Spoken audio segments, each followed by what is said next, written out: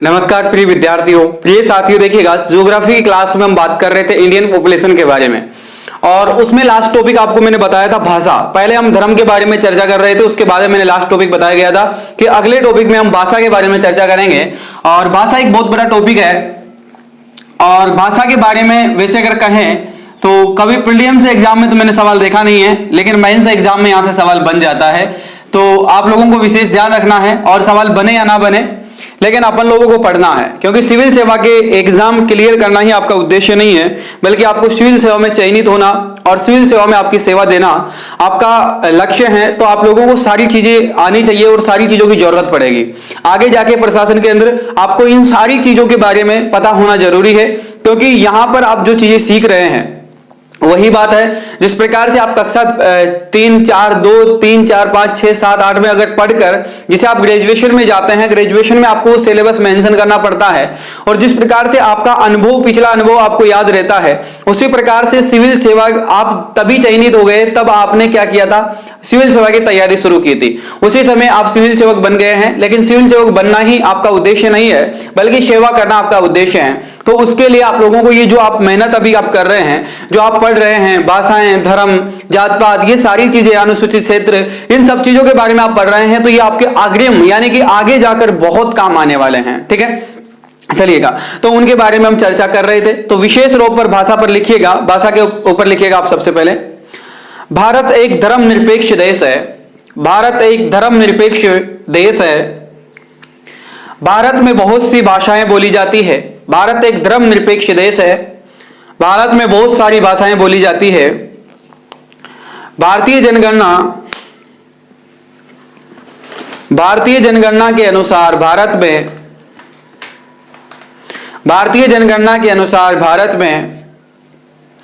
187 भाषाएं बोली जाती है। 187 भाषाएं बोली जाती है। लगभग कितनी बेटा? 87 यानी कि 187 भाषाएं बोली जाती है, जिनमें से 94 भाषाओं को बोलने वालों की संख्या 10,000 से भी अधिक है।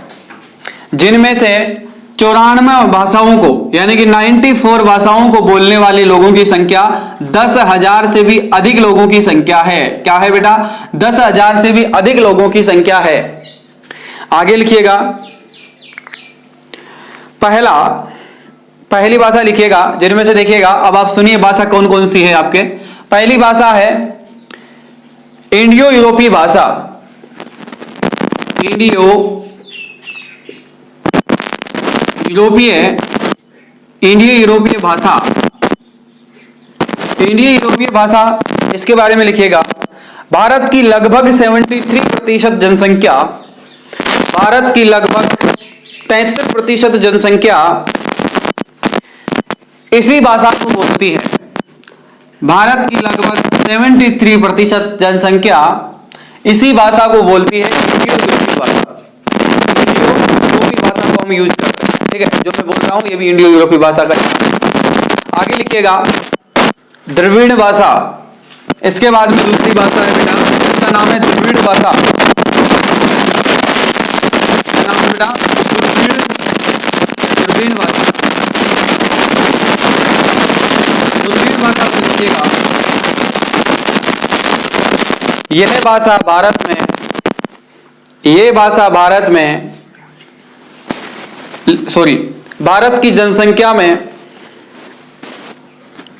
की जनसंख्या में लगभग 20% लोग इस भाषा को बोलते हैं। लगभग 20% लोग इस भाषा को बोलते हैं। तीसरे नंबर पर लिखिएगा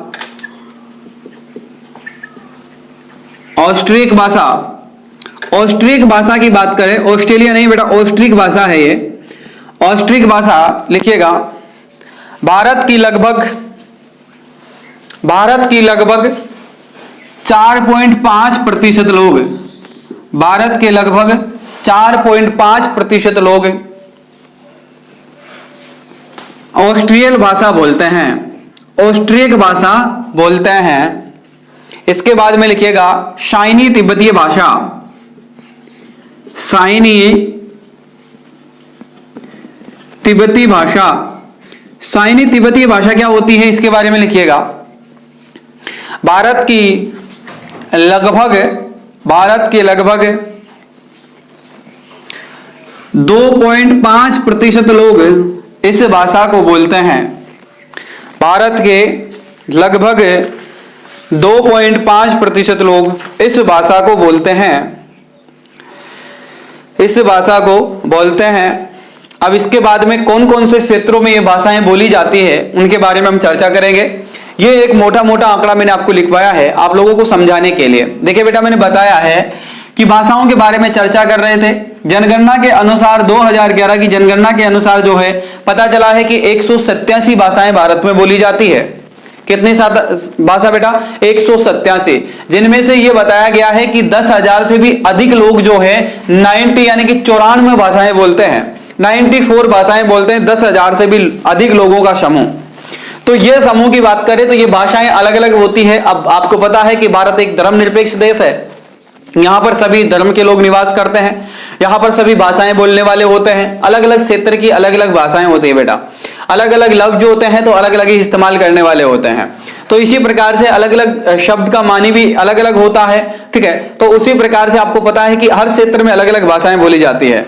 अब इनमें से आप लोगों को एक बार पता चल जाना चाहिए कि कौन सी भाषा किस राज्य में बोली जाती है, क्योंकि आपको इतना डाटा पता होना चाहिए कि कौन से राज्य में कौन सी भाषा बोली जाती है।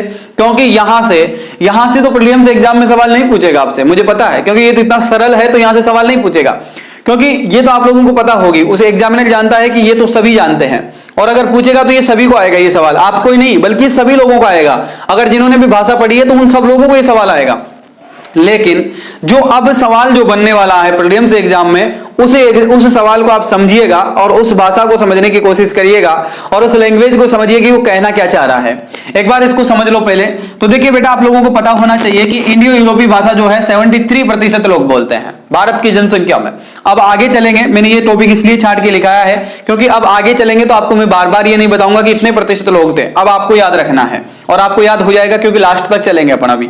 तो देखिएगा बेटा, इंडियो यूरोपीय भाषा जो है 73% लोग बोलते हैं हमारे देश में। इसके बाद में द्रविड़ भाषा जो है 20% लोग बोलते हैं। अभी आपको पता चल जाएगा द्रविड़ भाषा आप बोलते हैं या इंडियो यूरोपीय भाषा बोलते हैं। आपके राज्य में कौन सी भाषा बोली जाती है सब पढ़ा दूंगा मैं अभी। ऑस्ट्रिक भाषा की बात करें तो 4.5% लोग भारत के जो है ऑस्ट्रिक भाषा को बोलते हैं, और साइनीय तिब्बत भाषा जो है 2.5% लोग जो है साइनीय तिब्बत भाषा बोलते हैं हमारे देश में, ठीक है। चलिएगा, अब बात करते हैं सबसे पहले। अब मैं आप लोगों को भाषाओं यानी कि भारतीय भाषाओं के बारे में लिखवाऊंगा, ठीक है। तो यहां तक तो आप लोगों को कोई दिक्कत है नहीं। इसके बाद में आगे चलते हैं। अब आप लोगों को बहुत सारी चीजें याद रखनी है जो मैंने आपको लिखवाया है। अब इसमें लिखिएगा आप लोग भारतीय भाषाएं, यानी कि भारतीय भाषाओं के अंदर एक तरफ आप लिखेंगे इधर भाषा का वर्ग। किसका बेटा? भाषा का वर्ग लिखेंगे। इसके बाद में दूसरा आपका टॉपिक होगा उपवर्ग लिखेंगे अपन लोग। क्या लिखेंगे? उपवर्ग के बारे में लिखेंगे। और इस उपवर्ग के बाद में आपको पता है कि यहां पर हम लिखेंगे ब्रांच ग्रुप, यानी कि किस ब्रांच का ग्रुप है ये, तो ब्रांच ग्रुप लिखना है ना। ब्रांच ग्रुप के बारे में इधर लिखना है। और इसके बाद में आपको पता है कि प्रादेशिक क्षेत्र भी आपको लिखना है। ब्रांच ग्रुप और इसके बाद में प्रादेशिक क्षेत्र, यानी कि किस क्षेत्र में बोली जाती है, तो ये चीजें आपको लिखनी है, ठीक है। चलिएगा, आप लोग देख पा रहे होंगे आराम से, कोई दिक्कत नहीं है। तो भाषाई वर्ग के अंदर सबसे पहले हम बात करेंगे ऑस्ट्रिक भाषा की। पहली कौन सी भाषा आपकी? ऑस्ट्रिक भाषा। कौन सी बेटा? ऑस्ट्रिक भाषा। ऑस्ट्रिक भाषा की बात करेंगे तो लिखिएगा ऑस्ट्रिक भाषा। और इसके बाद में ऑस्ट्रिक भाषा को जो है निषाद भाषा भी कहा जाता है, यानी कि इसको निषाद कहा गया है, ठीक है, यानी कि कम बोली जाती है। अब ये लिखिएगा, इसका वर्ग है, देखिएगा इस भाषा का उपवर्ग क्या है। उपवर्ग की बात करें तो ऑस्ट्रिया, इस भाषा का उपवर्ग है जिसका नाम क्या है? Austria Asian. ऑस्ट्रिया एशियन भाषा, यानी कि ऑस्ट्रियन एशियन, देखिएगा ऑस्ट्रिया एशियन भाषा जो है आपकी, जिसको अपन अभी मैंने बात बताई थी कि आपको जो सबसे ज्यादा बोले जाने वाली जो है इंडियन यूरोपीय भाषा है, उसी प्रकार से ये जो है मिक्स में भाषा है, यानी कि इसका एक दूसरा रूप है जिसको ऑस्ट्रिया स्टिक भाषा के नाम से जाना जाता है, और ये स्टिक भाषा के नाम से भी जाना जाता है। इसका ब्रांच ग्रुप की बात करें तो मोनोखमीर इसका ब्रांच है। क्या नाम है बेटा? मोनोखमीर। मोनोखमीर इसकी ब्रांच ग्रुप है। क्या है, मोनोखामीर इसका ब्रांच ग्रुप है, ठीक है। और ये ऑस्ट्रिया एशियक उपवर्ग है इसका। इसके बाद में देखिएगा ये प्रदेशों की क्षेत्रों की बात करें तो ये आपके मेघालय के अंदर ये भाषा आपकी बोली जाती है बेटा, मेघालय के अंदर, मेघालय और अंडमान निकोबार द्वीप समूह जो है आपका उसमें बोली जाती है, मेघालय और इसके बाद में अंडमान निकोबार द्वीप समूह, ठीक है। तो निकोबार द्वीप समूह में भी ये भाषा बोली जाती है, तो ध्यान रखना अंडमान निकोबार द्वीप समूह में ये भाषा बोली जाती है। इसी के बाद में देखिएगा नीचे लिखेगा इसका एक दूसरा रूप है, इसी भाषा का एक उपवर्ग और है जिसमें देखिएगा यानी कि ऑस्ट्रिया नेशन भाषा के नाम से जानते हैं उसको। इसका एक उपवर्ग है जिसको ऑस्ट्रियन नेशन के नाम से जाना जाता है, नेशियन भाषा के नाम से। तो ऑस्ट्रियन नेशियन जो भाषा है बेटा, ये ऑस्ट्रियन नेशियन भाषा आपकी जो है यानी कि इसका ब्रांच है, इसका ब्रांच की बात करें तो मुंडा, इसका ब्रांच क्या है बेटा, मुंडा है। और ये भाषा आपको पता है किन किन राज्यों में बोली जाती है, ये भाषा आपके बहुत सारे राज्यों में बोली जाती है, जैसे आसाम आपका हो गया, बिहार आपका हो गया, यानी कि इन क्षेत्रों की एक अलग लैंग्वेज आपको देखने को मिलेगी जिनको आप सभी लोग संबोधित करते हैं। अभी बिहार के व्यक्ति से आप बात करके देखिएगा तो उसकी भाषा एक अलग है, भारत देश में एक अलग ही पहचान बनाने वाली है, ठीक है।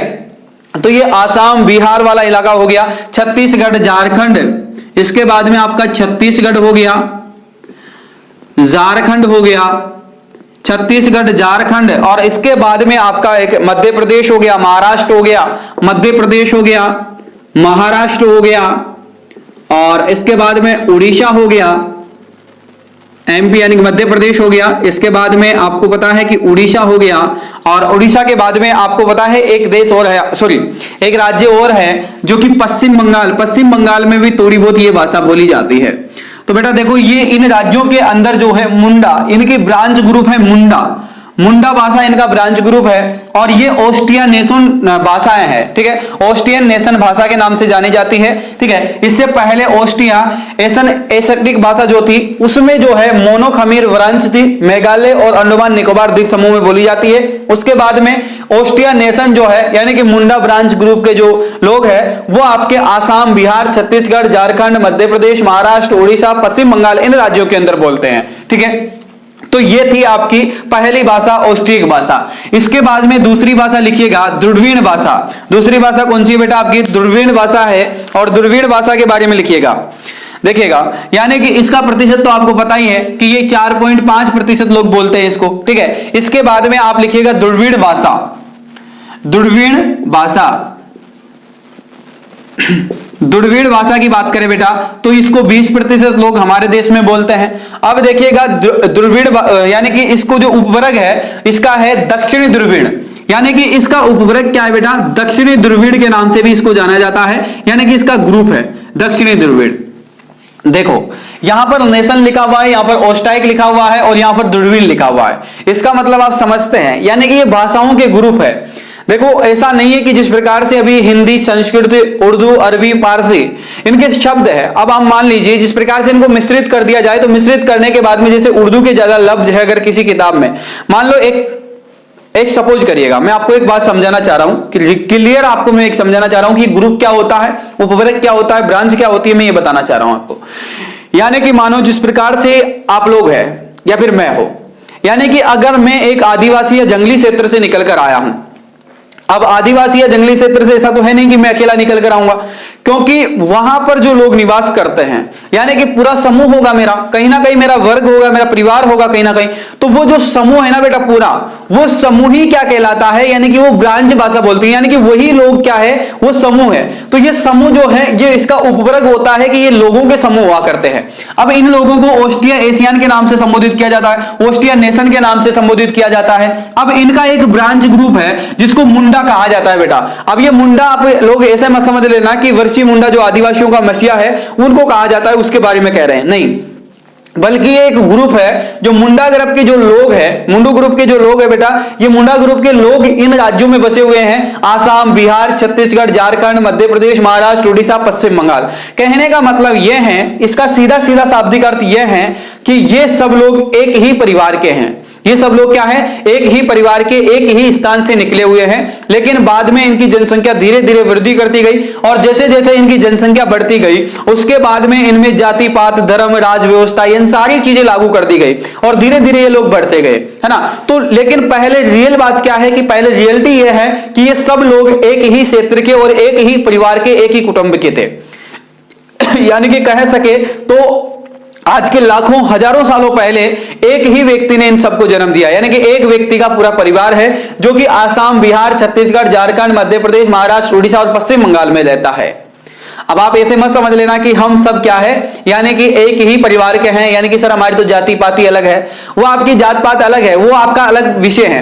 ये यहां पर भाषा की बात की जा रही है, तो भाषा के आधार पर आप एक ही परिवार के समूह है जो आसाम बिहार छत्तीसगढ़ झारखंड महाराष्ट्र और मध्य प्रदेश उड़ीसा और पश्चिम बंगाल में जो लोग निवास करते हैं, क्योंकि आपकी भाषा एक अलग पहचान बनाती है दुनिया में नहीं बल्कि आपके देश में, पूरे भारत देश में ही नहीं बल्कि दुनिया के अंदर आपकी एक अलग पहचान है बेटा।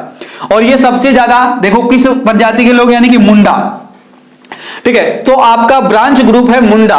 तो अगर मान लो जिस प्रकार से आपसे पूछ लिया जाए, एग्जाम में पूछ लिया जाए, फिर आप या इस क्षेत्र से विलोम करते हैं, आपसे भाषा ग्रुप का ब्रांच पूछ लिया गया तो आप क्या बताएंगे? आज से पहले आप कभी ब्रांच के बारे में जानते थे, उपवर्ग के बारे में जानते थे, भाषाई वर्ग के बारे में जानते थे? नहीं जानते होंगे।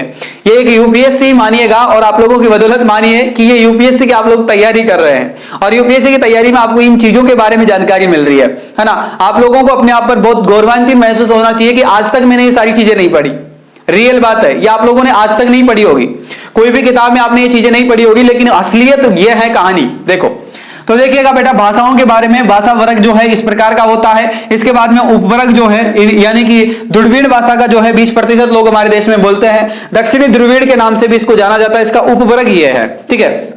इसके बाद में देखिएगा ये जो भाषा बोलते हैं, यानी कि इन लोगों की अगर हम बात करें बेटा तो इनका ब्रांच ग्रुप जो है, इनका ब्रांच ग्रुप नहीं है, बल्कि ये सीधे सीधे इनके ब्रांच ग्रुप जो है इसका दक्षिण, इसको देखिएगा यहां पर उपवर्ग है दक्षिण ध्रुवीण और यही इसका ब्रांच ग्रुप है दक्षिण ध्रुवीणी।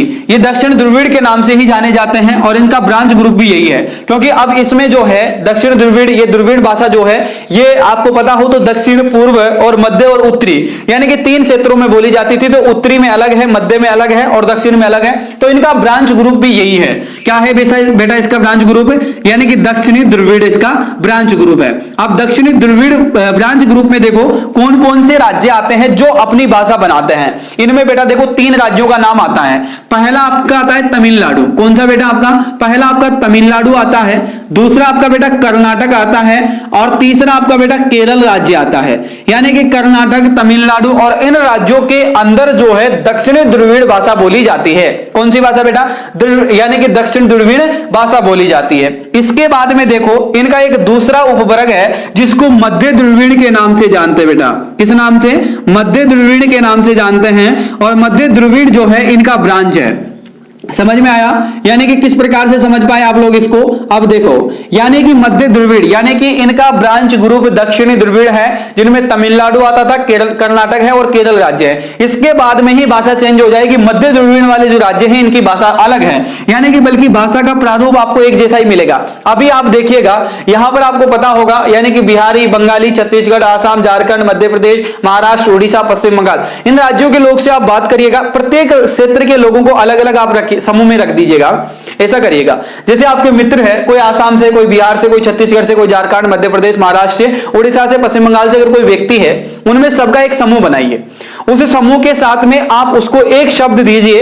अब उसी शब्द को बोलने के लिए कीजिएगा और आप उसके शब्द के बारे में आप पता लगाएंगे कि इनकी सबकी भाषा, इनकी सबकी ध्वनि जो है लास्ट में एक ही निकलती है। जाकर क्या निकलती है बेटा? लास्ट में इनकी ध्वनि एक ही निकलेगी। जिस प्रकार से मैं बोल रहा हूं अभी राजस्थान की बात करें, जैसे राजस्थान में हम क्या कहते हैं कि हमारा राजस्थान, जैसे हमारा राजस्थान को हम बोलते हैं मारो राजस्थान, ठीक है। हमारा राजस्थान मतलब मारो राजस्थान। अब इसमें हमारा राजस्थान और मारा राजस्थान में बहुत अंतर है, दोनों शब्दों में बहुत अंतर है। मारो राजस्थान, मारो राजस्थान का मतलब अब हमारी भाषा एक अलग ही मेरी लैंग्वेज निकल रही है। मारो राजस्थान क्या निकल रही है? मारो राजस्थान।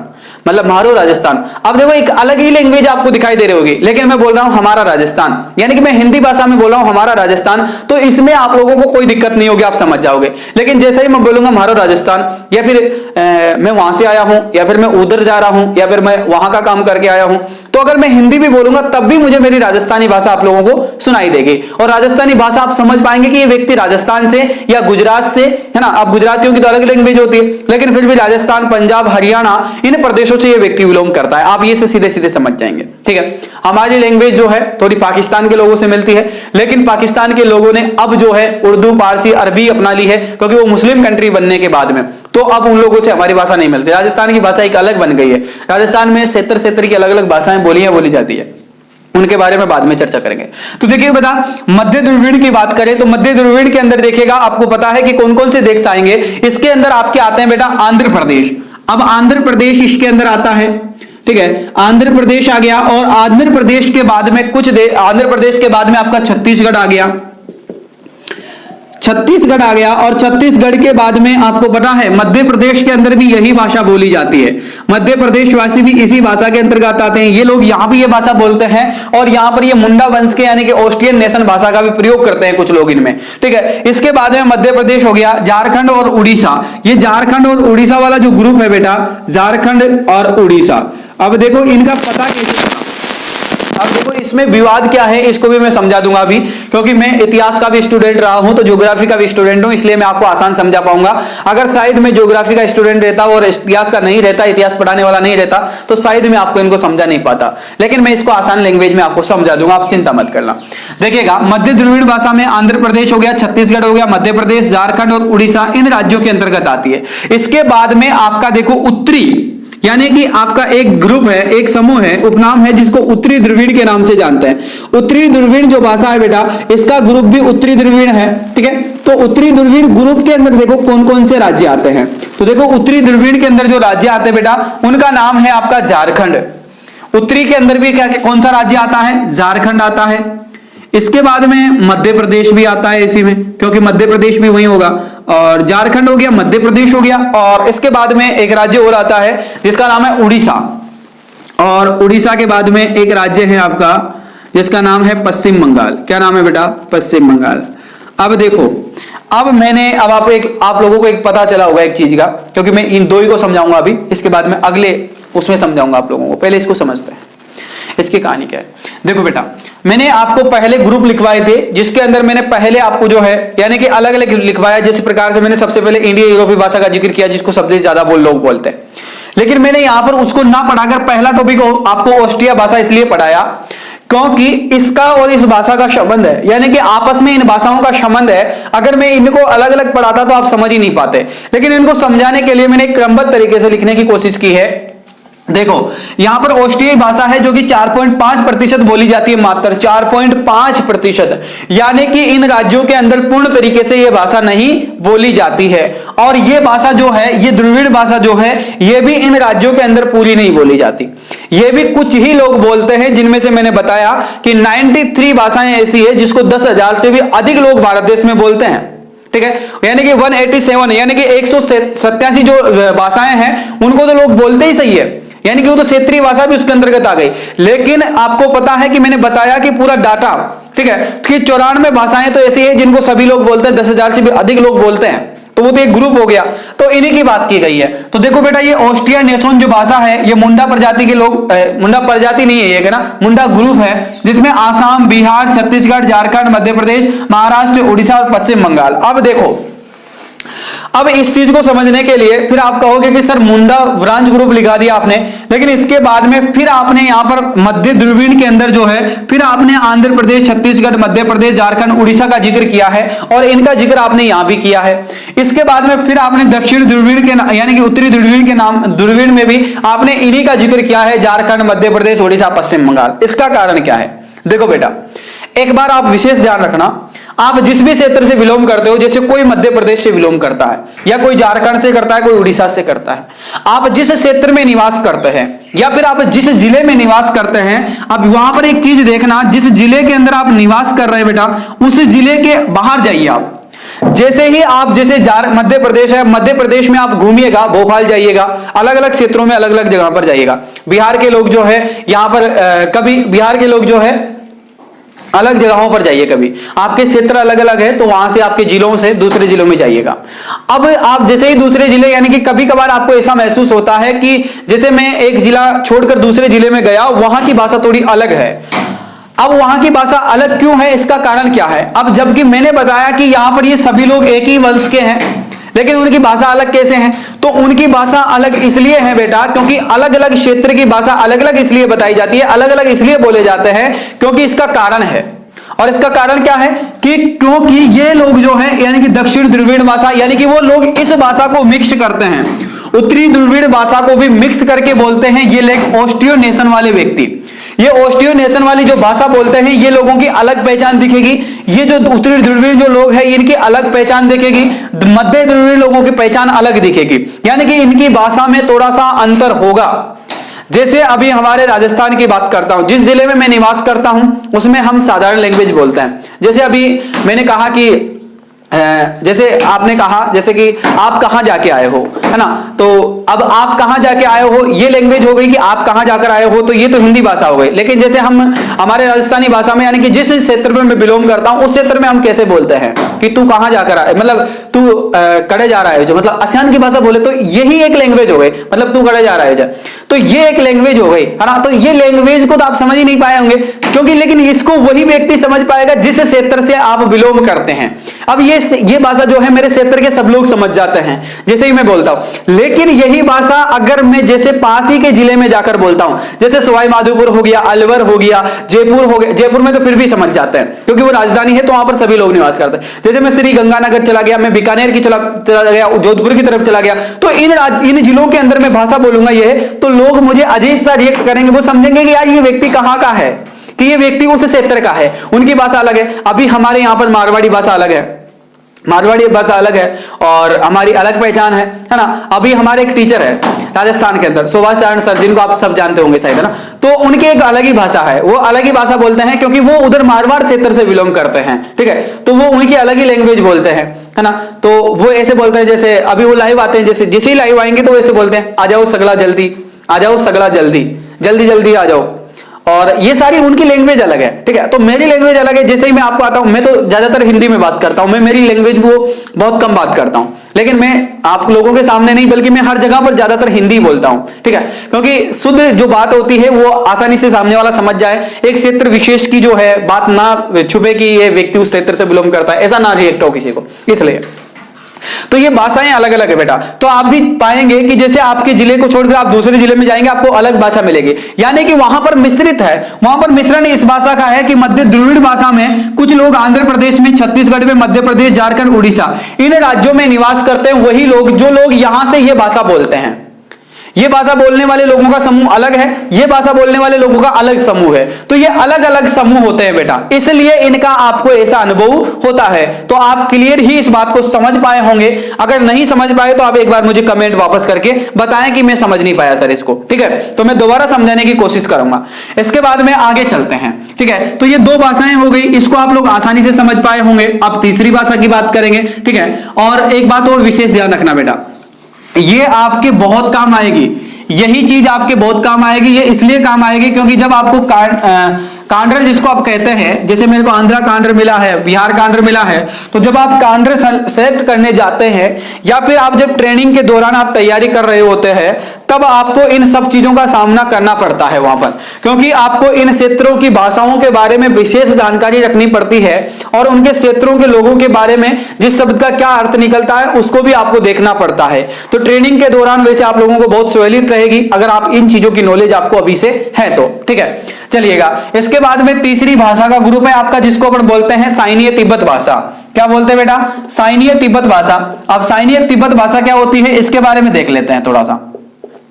साइनीय तिब्बत भाषा की बात करें बेटा तो इसको किराती भाषा के नाम से भी जानते हैं अपन लोग। किस नाम से जानते हैं बेटा? इसको किराती भाषा के नाम से जाना जाता है। ये लगभग आपको पता है कि 0.85% लोग इस भाषा को बोलते हैं हमारे देश में।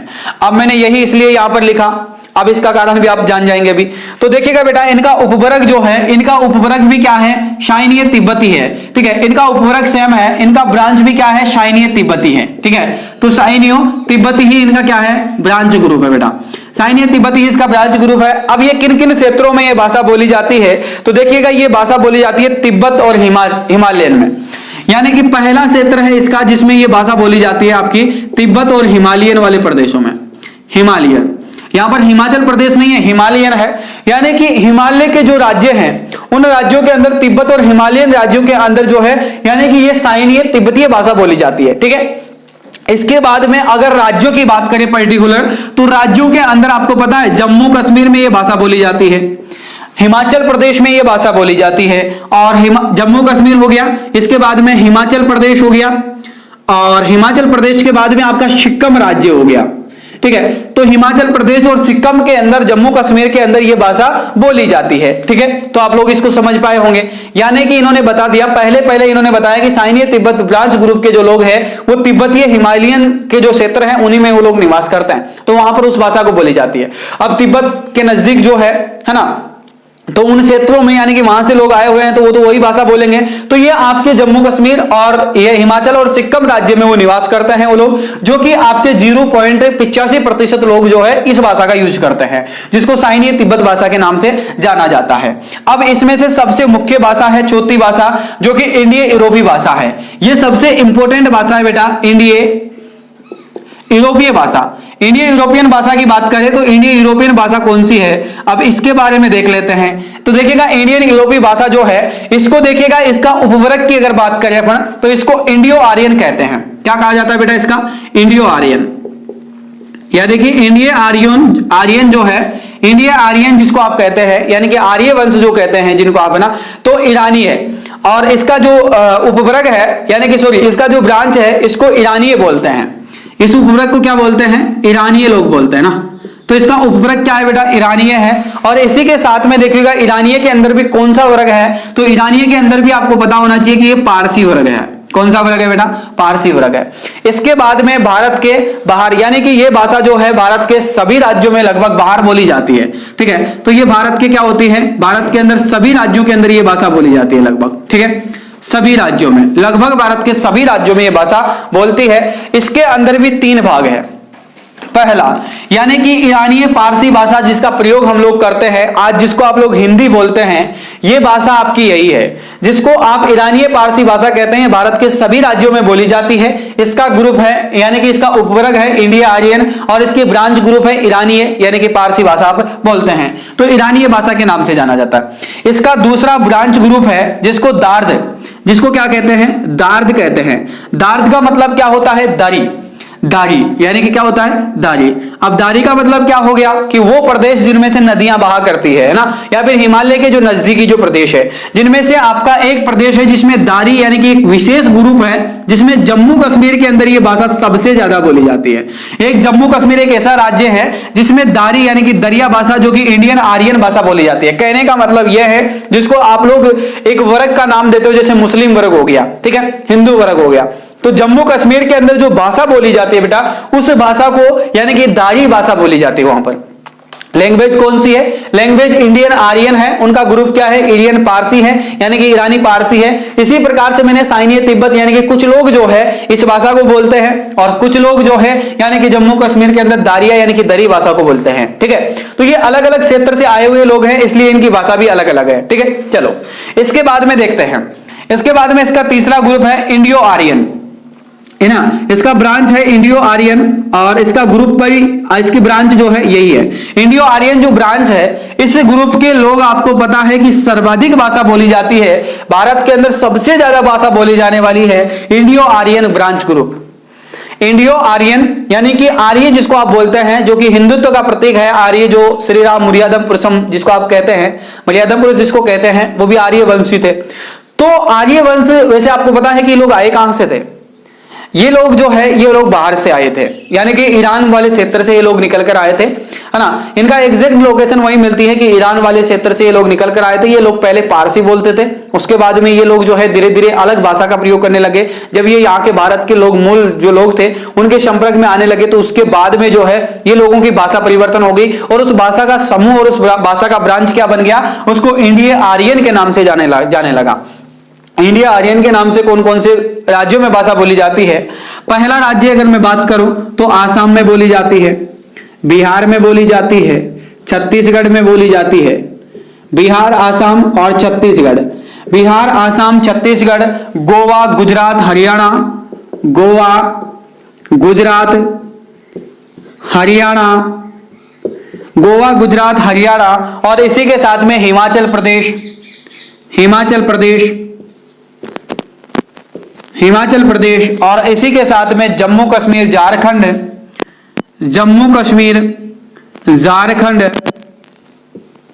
और इसके बाद में मध्य प्रदेश, महाराष्ट्र,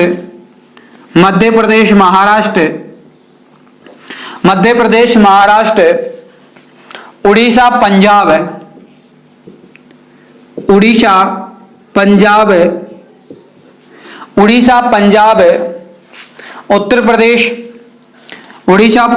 उत्तर प्रदेश, और उत्तराखंड व पश्चिम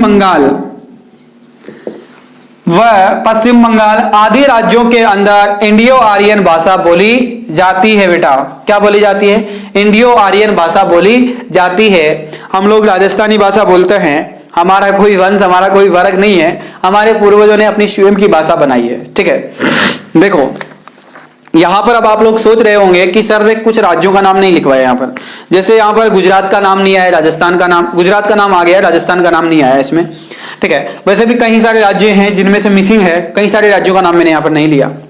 बेटा अब एक बात देखो, अगर मैं बात करूं रियल में, अगर बात करूं तो अब हम लोगों की अगर बात करें तो राजस्थान की मैं बात कर लेता हूं सीधा सीधा, क्योंकि आपके दिमाग का जो भड़काऊ चल रहा है उसको मैं समाप्त कर देता हूं शांति से। तो बेटा देखो, हम लोगों की अगर बात करें तो हम विशेष राजस्थान की जो जनता है, राजस्थान के जो लोग हैं वो मूल निवासी राजस्थान के नहीं है। राजस्थान एक रेगिस्तान का क्षेत्र था, राजस्थान में धीरे धीरे लोग निवास करने लगे थे। पुरानी सभ्यताओं की बात करें तो उस समय यहां पर लोग निवास करते थे, लेकिन उसके पश्चात में एक ऐसा बदलाव आया और सबसे बड़ा एनवायरनमेंट का बदलाव था कि प्राकृतिक जो थी, प्रकृति का सौंदर्य जो था और प्रकृति को जो है, यानी कि बिहार, उड़ीसा, झारखंड, पश्चिम बंगाल, ये उत्तर प्रदेश, मध्य प्रदेश, महाराष्ट्र, इन राज्यों के अंदर ही ज्यादातर लोग निवास करते थे उस समय, और ज्यादातर इकोनॉमी सेक्टर में डेवलप भी वही था। तो ये कारण रहा है, तो वहां पर लोग निवास करते थे। अब हमारे पूर्वजों की कहानी में सुनाता हूं, तो वो लोग भी क्या है, इन्हीं क्षेत्रों में से कहीं ना कहीं से निकल कर आए हुए थे। क्या थे?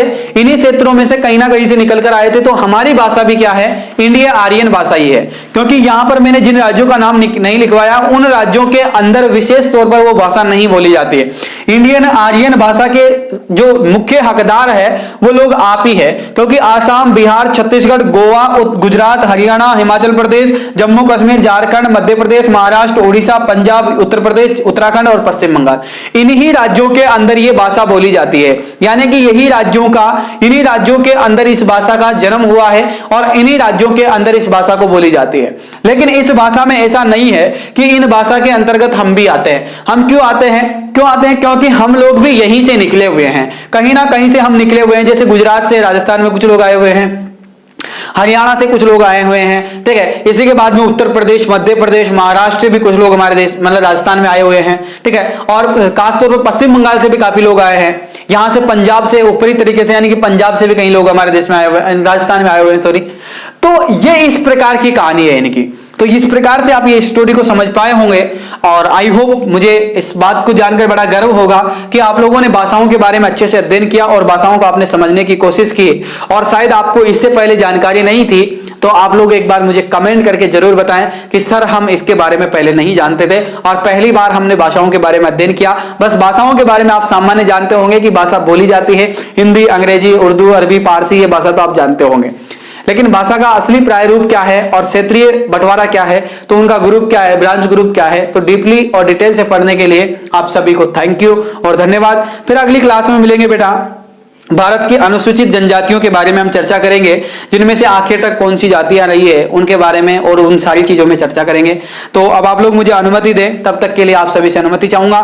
जय हिंद, जय भारत। मिलते हैं अगली क्लास में, तब तक के लिए।